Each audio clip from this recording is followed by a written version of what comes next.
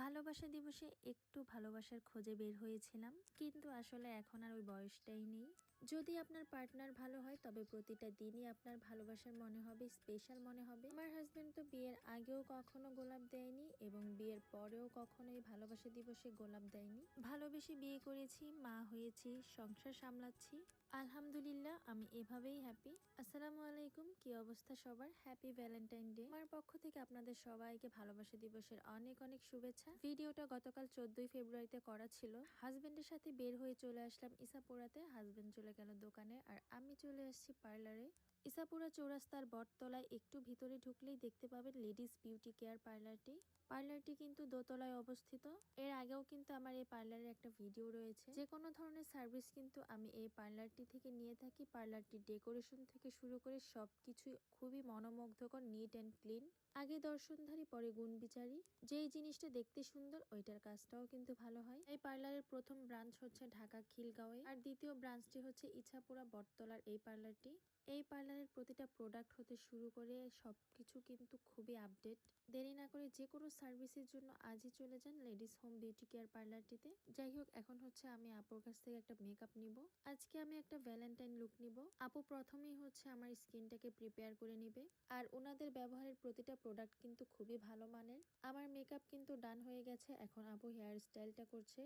আর আপু আজকে এত সুন্দর একটা হেয়ার স্টাইল করেছে, আমার খুবই ভালো লেগেছে। আমার তো ছোট চুল, আমার ড্রেসের সাথে যায় এমন একটা লুক করেছে, এবং লুকের সাথেই হচ্ছে একদম হেয়ার স্টাইলটাও সুন্দর লেগেছে, খুবই ভালো লাগছে আমার কাছে। আপুদের কাছ থেকে এর আগে আমি হাইড্রো ফেশিয়াল নিয়েছিলাম, পেডিকিউর ম্যানিকিউর নিয়েছি। নেক্সট হচ্ছে আমি এখান থেকে একটা হেয়ারের ট্রিটমেন্ট নিব। ইনশাল্লাহ যখন নিব তখন আপনারা দেখতে পাবেন। ফাইনালি আমি কিন্তু রেডি হয়ে গেছি। রিক্সা নিয়ে আমি চলে আসলাম কুসুমপুর জাগরণী সংসদের পাশেই হচ্ছে একটা বাড়ি আছে, টিপু সুলতানের বাড়ি। এই বাড়িটা কিন্তু অনেক আগেরই, তবে আমার এই প্রথম আসা হয়েছে। যেহেতু মেলা চলতেছে তাই কিন্তু বাড়ির গেটটা বন্ধ ছিল, তবে অনেক রিকোয়েস্ট করে হচ্ছে গেটটা খুললাম। এরপর ওনারা আমাদেরকে 5 মিনিট সময় দিয়েছিল। এই 5 মিনিটের মধ্যেই কয়েকটা ছবি এবং ভিডিও করে নিয়েছি। আর তখন হচ্ছে অনেক রোদ ছিল, আর শুট করার জন্যই ফুল কিনেছিলাম। আর ফুলের যে এত দাম, একটা সিম্পল গোলাপের দাম ছিল 100 টাকা। ভাইরে ভাই, কি এটা বুঝলাম না আমি। 14ই ফেব্রুয়ারি ভালোবাসা দিবসে কি ফুল কিনতেই হবে? মানে আমার হাতে তো সময় ছিল না, তাহলে হচ্ছে আমি এর আগে ডেট দিয়ে রাখতাম। 2 ফেব্রুয়ারির দিন বের হয়ে আমিও বোকা হয়ে গেছি। আসলে ভালোবাসার কোনো দিবস হয় না। আপনার হাজবেন্ড যদি ভালো থাকে তাহলে প্রতিটা দিনই কিন্তু ভালোবাসা দিবস হয়। আমার হাজবেন্ড কখনোই এইসব ভালোবাসা দিবস বিশ্বাস করে না, আর আমি তো কখনোই চাইবো না এই ভালোবাসা দিবসে 100 টাকা দামের ফুল আমাকে গিফট করার জন্য।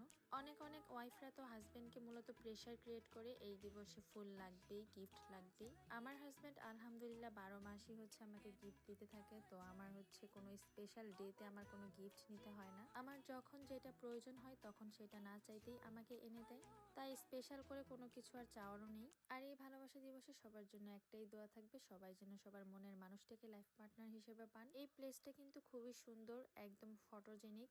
আপনারা কিন্তু এখানে আসলে অনেক সুন্দর সুন্দর ছবিও তুলতে পারবেন। আজকের ভিডিও এ পর্যন্তই। সবাই ভালো থাকুন, সুস্থ থাকুন। আল্লাহ হাফিজ।